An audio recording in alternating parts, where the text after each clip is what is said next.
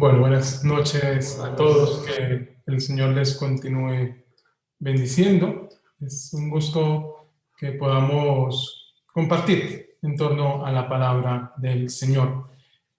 Leo en favor de todos Deuteronomio 18, vamos a leer los primeros 14 versos de este capítulo. Dice la palabra del Señor: los sacerdotes levitas, toda la tribu de Leví, no tendrán porción ni heredad con el resto de Israel. Se mantendrán de las ofrendas encendidas a Yahvé y comerán de la heredad de él. No tendrán herencia entre sus hermanos. Yahvé es su herencia, como se le tiene dicho. Este pues será el derecho de los sacerdotes de parte del pueblo, de parte de los que ofrecen como sacrificio buey o cordero. Se dará al sacerdote la espaldilla, las quijadas y el cuajar. Le darás las primicias de tu grano, de tu vino, de tu aceite y del primer esquileo de tus ovejas, porque Yahvé tu Dios lo ha escogido a él y a sus hijos de entre todas las tribus para que ministren en el nombre de Yahvé para siempre. Cuando un levita salga de alguna de tus puertas, de cualquier parte de Israel donde resida, y llegue con todo el deseo de su alma al lugar que Yahvé haya escogido, él ministrará en el nombre de Yahvé su Dios, como cualquiera de sus hermanos levitas que están allí delante de Yahvé. Comerán porciones iguales, aparte de la venta de sus patrimonios familiares. Cuando entres en la tierra que Yahvé tu Dios te da, no aprenderás a hacer las cosas abominables de aquellas naciones. No se ha hallado en ti nadie que haga pasar a su hijo o a su hija por fuego, ni quien practique adivinación, ni hechicería, esto es, que sea sortílego o hechicero, ni encantador, ni medium, o mago, ni evocador de muertos, porque cualquiera que hace estas cosas es abominable a Yahvé, y por causa de esas abominaciones, Yahvé tu Dios los expulsa de delante de ti. Perfecto serás delante de Yahvé tu Dios, porque estas naciones que vas a desposeer escuchan a brujos y hechiceros, pero a ti no te ha permitido esto, Yahvé tu Dios. Las semanas anteriores estuvimos hablando sobre los jueces y nos vamos a concentrar en el oficio sacerdotal, pero tenemos acá una porción que es medianamente de transición, toca ambos temas y nos va a presentar parte de lo que sucede con los levitas y nos va a hacer una advertencia frente a aquello que es abominación delante del Señor. Y entonces lo primero que nos va a decir el texto es que los sacerdotes, levitas, toda la tribu de Leví, sacerdotes y levitas, no van a tener porción ni heredad con el resto de Israel. Si usted le echa una mirada a la segunda mitad del libro de Josué, se nos cuenta cómo se reparte la tierra, qué porción de tierra le corresponde a cada una de las tribus, pero se nos dice una y otra vez que a la tribu de Leví no se le da tierra porque su herencia es Dios. Se les asignan ciudades, pero no se les da tierra porque Dios es la herencia para ellos. Pero en ese sentido, como Dios es su herencia, ellos comen, ellos participan de aquello que es herencia de Dios, aquello que le pertenece al Señor.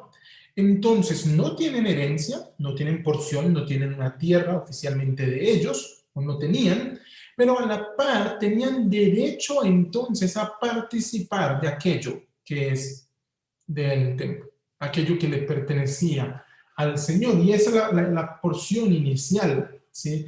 Este pues será el derecho, dice el verso 3, y literalmente es como esto es lo que es justo de los sacerdotes de parte del pueblo, aquello que es correcto de los sacerdotes de parte del pueblo. De parte de los que ofrecen sacrificio de buey o cordero, el sacerdote tenía unas partes asignadas para él. De cada buey, de cada cordero que se ofrecía, de algunos de los sacrificios que se ofrecían, ellos podían tener, ellos recibían ciertas partes que eran el sustento para sus vidas. También los elementos que eran primicias, lo primero del grano, lo primero de la tierra, las primicias del vino, del aceite, la primera vez que se esquilaba una oveja, que se sacaba esta lana, esto le pertenecía al sacerdote, a los levitas, debía llevarse al templo. ¿Por qué? porque Dios los había elegido a ellos entre las tribus para ministrar, y aquí la expresión ministrar es para servir el nombre de Dios para siempre. Es decir, que estas ofrendas, esa parte de la espaldilla, las quijadas, el cuajar, esas primicias se le estaban dando a Dios, pero eran para el sacerdote, la persona que lleva una primicia al templo. Estoy pensando en el mundo contemporáneo.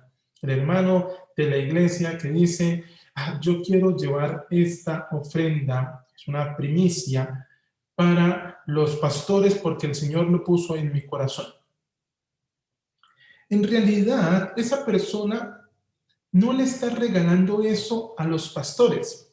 Yo sé que en el sentido práctico sí, porque el pastor, la pastora es quien lo está recibiendo, pero esa persona, eso que está entregando es parte de su ofrenda a Dios. ¿Por qué?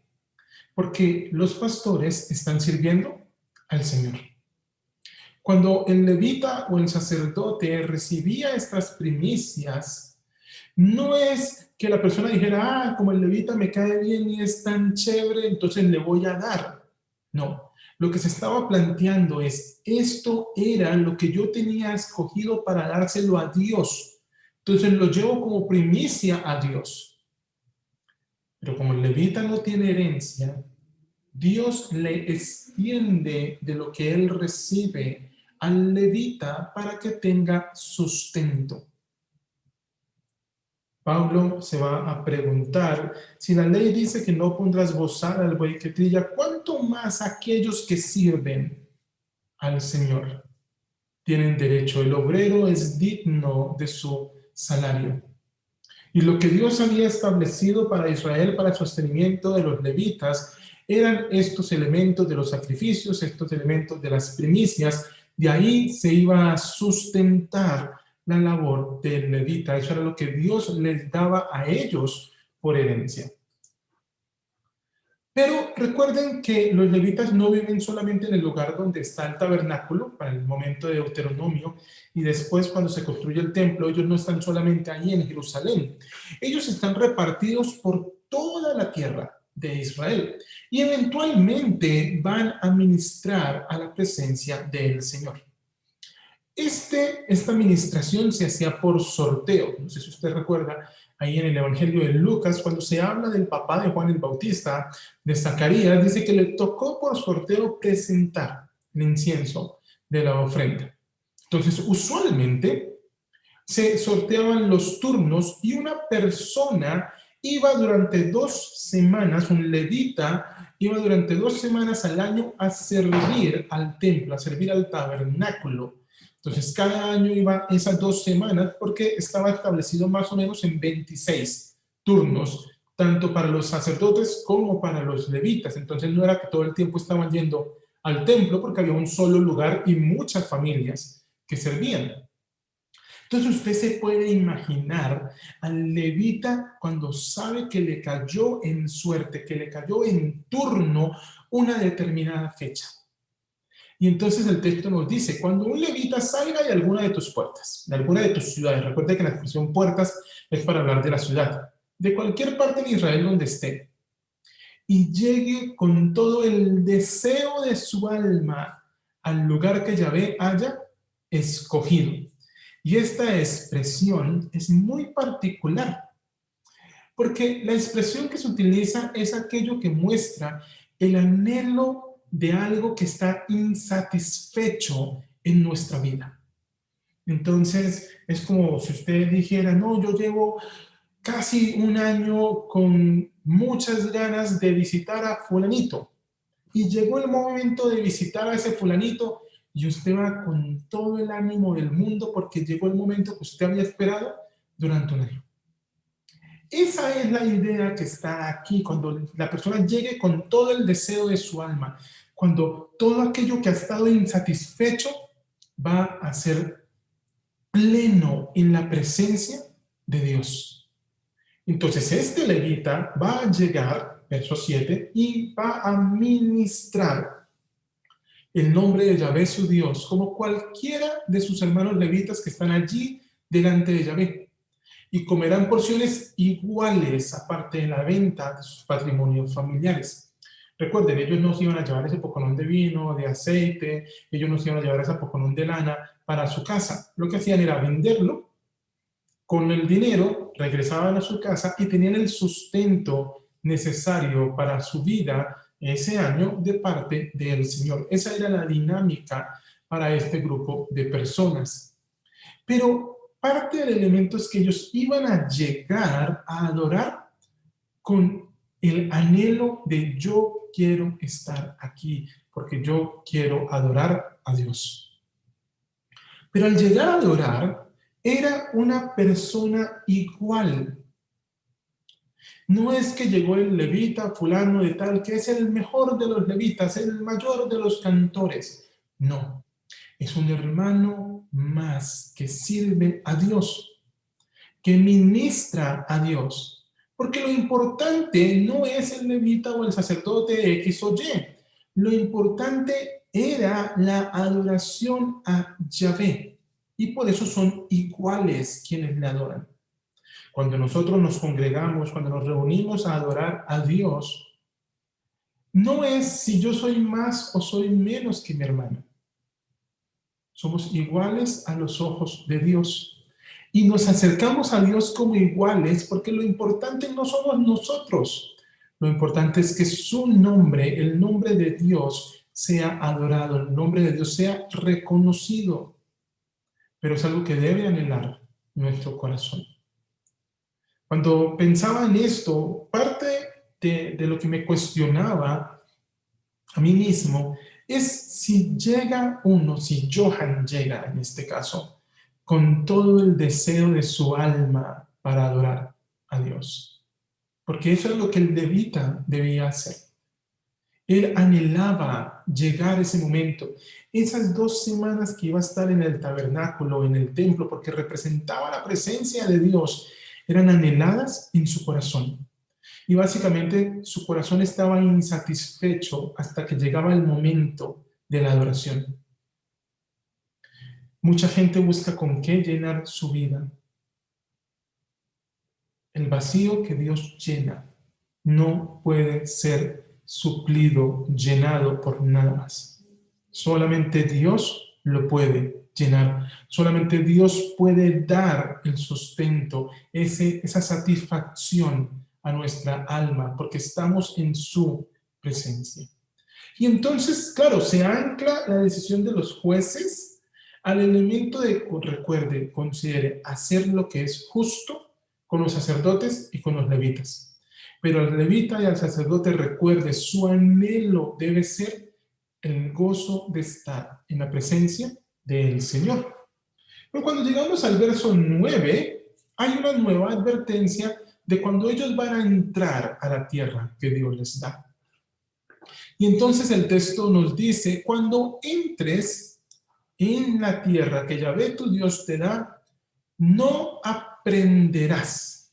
Y aquí la expresión es literalmente, o sirve literalmente para hablar de no vas a aprender, ni harás aprender a otros, que es lo que se traduce como enseñar, hacer aprender. Entonces, no aprenderás a hacer las cosas abominables de aquellas naciones. Recuerde, usted es un pueblo santo. Entonces, cuando ingrese a la tierra prometida, no se venda a lo que ellos tienen. Hablábamos de la advertencia del rey. ¿Cuál era el problema de querer tener un rey? Inicialmente era, queremos ser como las demás naciones. Pues no, no sea como las demás naciones. Que no sea hallado en ti nadie que haga pasar a su hijo o a su hija por el fuego. En Levítico, en el capítulo 18 y después en el capítulo 20, se nos advierte sobre estas prácticas. En el segundo libro de Reyes, en el capítulo 16, también. Muchas personas en Israel querían sacrificar a sus hijos, a uno de sus hijos, a Dios, porque eso es lo que hacían las naciones a su alrededor. había un dios entre los cananeos que se llamaba Moloch, y la estatua de Moloch tenía las manitos así, levantadas, y se les prendía fuego y se ponía al bebé o al niño pequeño encima, entonces se quemaba al niño con las manos de hierro de esa estatua, de esa deidad, ahí, de ese ídolo creado. Y Dios les dice, no, yo no quiero eso. Yo no quiero ese tipo de sacrificios. Ustedes tienen la ley. Ustedes tienen la palabra de Dios. Ustedes saben lo que deben obedecer. Entonces, no los ofrezcan así. No practiquen adivinación. No practiquen la hechicería. No haya sortílego, no haya hechicero en medio de ustedes, agorero. Esas personas que pretenden saber qué es lo que va a suceder. No haya encantador, medium, mago o evocador de muertos. Ahora, uno se pregunta, ¿por qué esto en esta porción? Recuerden que cuando hablamos de la justicia, de aquello que es justo, hablamos de que la persona se debe guiar por quien es Dios. Pero si no sabe qué hacer, debe consultar al sacerdote. El sacerdote que conoce la palabra de Dios le va a decir. Después hablamos del rey y decía que el rey debe tener una copia de la ley, debe leerla para que sepa lo que debe hacer. Es decir, que aquellos que dirigían a Israel debían guiarse por la palabra de Dios. Entonces, la advertencia aquí está orientada a usted no puede ser como las naciones alrededor que no se guían por mi palabra, sino que buscan a brujos, a hechiceros, a magos, a medium, a evocadores de muertos, a sortílegos y a todo lo que se le ocurra para ver qué es lo que deben hacer. No, su orientación debe estar guiada, basada en aquello que dice la palabra de Dios. Entonces usted dice, ay, no, ¿qué será lo que Dios depara para mí? ¿Quién me dijera? No, recuerde, la voluntad de Dios para nosotros está en la palabra de Dios, es orientada por la palabra de Dios. Y entonces se le recuerda al pueblo, porque cualquiera que hace estas cosas, buscar adivinadores, evocadores de muertos, hechiceros, para saber qué hacer, para buscar la voluntad, es abominable a Yahvé, es abominable a Dios, produce asco a Dios. Y por causa de esas cosas abominables, es que Dios estaba sacando a los cananeos de la tierra de delante de ellos. Pero esto es una advertencia para Israel. Si ellos hacen lo mismo que Dios está castigando a los cananeos, pues van a ser castigados también de parte del Señor. Por eso no pueden ceder ante estos elementos que son abominables. En lugar de eso, ellos deben ser perfectos. Ellos deben ser correctos, deben ir por el camino que el Señor traza en la ley. Perfecto serás delante de Yahvé tu Dios. Porque estas naciones que vas a desposeer escuchan a brujos y a hechiceros. Pero a ti no te ha permitido esto Yahvé tu Dios. Tú debes escuchar la voz del Señor. Tú debes escuchar lo que Dios te está diciendo. Y entonces uno se pregunta, ¿cuál es la voz que yo estoy escuchando? ¿Estoy escuchando la palabra de Dios? ¿O estoy como estas personas escuchando encantadores y hechiceros? En el Salmo 147, en los versos 19 y 20, se nos dice, ha manifestado sus palabras a Jacob, sus estatutos y sus juicios a Israel. No ha hecho así con ninguna otra de las naciones, y en cuanto a sus juicios, no los conocieron. Nosotros somos pueblo de Dios, y parte de ser pueblo de Dios es que debemos escuchar la voz de Dios. Debemos oír la palabra del Señor. No podemos ir detrás de brujos y hechiceros, encantadores. Debemos ir en pos de aquello que es la palabra del Señor. 4 aspectos en el que el texto se relaciona con nosotros. El primero es si entendemos que la porción que anhela o que debe anhelar nuestro corazón debe ser el Señor. Todos queremos tener posesiones. Muchos de nosotros soñamos por un pedazo de tierrita, así sea pequeño. Pero eso no es lo más importante para nuestras vidas. El anhelo de nuestro corazón debe ser el Señor. Debe estar motivado por el Señor. El segundo aspecto es que debemos valorar, cuidar, respetar a aquellos que están dedicados al servicio del Señor. Aquellos que han elegido que su herencia sea el Señor. Porque Dios también tiene cuidado de ellos. Y en muchas ocasiones nosotros somos entonces instrumento para dar bendición o para bendecir a aquellas personas que han decidido dedicar su vida al Señor. Entonces, si el Señor pone en su corazón ser de bendición para los pastores, para aquellas personas que han decidido servir al Señor, hermano, sea de bendición. Porque usted no lo está dando para esa persona en particular. Eso que usted da, que usted está regalando, se lo está dando al Señor. Se lo está dando a Dios como un elemento de la gratitud que sentimos ante el Señor. El tercer aspecto es preguntarnos si anhelamos adorar a Dios. Si realmente nuestro corazón dice es que yo quiero estar, yo quiero ir a la presencia de Dios, me encantaría estar allí. O si llegado el momento del servicio, llegado el momento del devocional, llegado el momento en su casa de leer la palabra, usted dice, ay no, pero ¿por qué, Señor? En lugar de leer este par de capítulos hubiese dormido 10 minutos más. ¿Qué es lo que anhela nuestro corazón? Para el levita, para aquel que era un pueblo de sacerdotes, que es lo que Pedro dice en nosotros.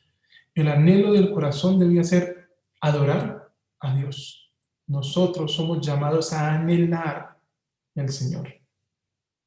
El cuarto aspecto es si estamos evitando, si evitamos todo aquello que es abominación al Señor. ¿A quién estamos escuchando? ¿Qué es lo que estamos escuchando? Hay mucha gente que se muestra como conocedora del futuro, que se muestra como conocedora de las cosas oscuras y que quiere deslumbrarnos. Pero nuestro corazón debe estar anclado a escuchar la palabra de Dios. No importa lo novedoso, lo sorprendente, lo interesante que pueda sonar algo, nuestro corazón debe evaluar ese algo a la luz de la palabra de Dios. La palabra de Dios es nuestro marco de referencia. La palabra de Dios es el principio con el que evaluamos todo en nuestras vidas para obedecerla, para guardarla, para ponerla por obra. Y en ese sentido, evitar aquello que es abominación del Señor. Ahí en el libro de Jueces, hay uno de los jueces que le ofrece a Dios el sacrificio de su hija. Y eso era algo que Dios les había dicho, no hagan. A veces le ofrecemos a Dios sacrificios que Él en su palabra nos dice, yo no quiero eso. Yo quiero que usted me obedezca y se relacione conmigo. En ese sentido, ¿qué es lo que estamos escuchando? ¿Qué es lo que estamos poniendo por obra? Pero adicional a esto, hay 3 aspectos que podemos pensar a la luz de Cristo. El primero de ellos es que el Señor nos invita, a Cristo nos invita a ser perfectos. Sean perfectos como vuestro Padre es perfecto. Lo mismo que decía el verso 13, perfecto serás delante de Yahvé, tu Dios. Entonces el Señor nos invita a ser correctos, a mantenernos en la línea en la cual debemos trabajar. El segundo aspecto, entonces, es que somos llamados a ser perfectos, pero en el aferrarnos a Cristo, agarrándonos de Cristo, sabiendo que si somos algo, lo somos porque dependemos del Señor. Ser perfectos en Cristo no es algo que nosotros hacemos en nuestras capacidades, no es algo que se desprende de nuestro esfuerzo, es algo que logramos porque comprendemos que nuestra vida está anclada a Jesús y que es su palabra la que escuchamos. Y en eso Jesús, ahí en el capítulo 4 del libro de Juan, nos plantea un reto importantísimo. Jesús va a decirle a los discípulos, mi alimento, mi comida es hacer la voluntad del Padre. Nuestra porción, nuestra herencia, nuestro gozo es hacer la voluntad del Padre. Entonces, para ser perfectos, para vivir en perfección como el Señor quiere, la única forma es haciendo la voluntad de Dios. Y Dios nos ha revelado su voluntad a través de las Escrituras. Muchas veces uno se encuentra con creyentes que anhelan escuchar una nueva revelación. No necesitamos una nueva revelación. Tenemos la palabra de Dios. Dios se nos ha revelado en su palabra y nos ha dado a su Espíritu para que nos ilumine en la comprensión de la misma. Porque nosotros anhelamos hacer la voluntad del Padre. Que nuestro alimento, que nuestro sustento, que nuestro deseo sea hacer la voluntad del Padre. Oremos. Señor, yo te doy gracias, Padre, por tu amor y por tu misericordia sobre nosotros, porque nos invitas a la generosidad de dar para aquellos que sirven tu nombre. Porque nos invitas, Señor, al gozo de saber que tú eres nuestra herencia y que lo más importante que podemos tener en la vida es tenerte a ti, relacionarnos contigo. Porque nos invitas a anhelarte y a servirte con el corazón. Ayuda, Señor, que nosotros podamos decir que nuestro alimento, nuestro sustento, nuestro gozo es hacer tu voluntad, Señor. Que sea tu palabra la que escuchemos. Que en estos días de múltiples voces, de mensajes que nos llevan a la confusión, que nos anclemos en escuchar tu palabra, en aprenderla y en ponerla por obra. Bendito sea tu nombre, Señor, en Cristo Jesús. Amén. Mis amados hermanos, que el Señor les bendiga.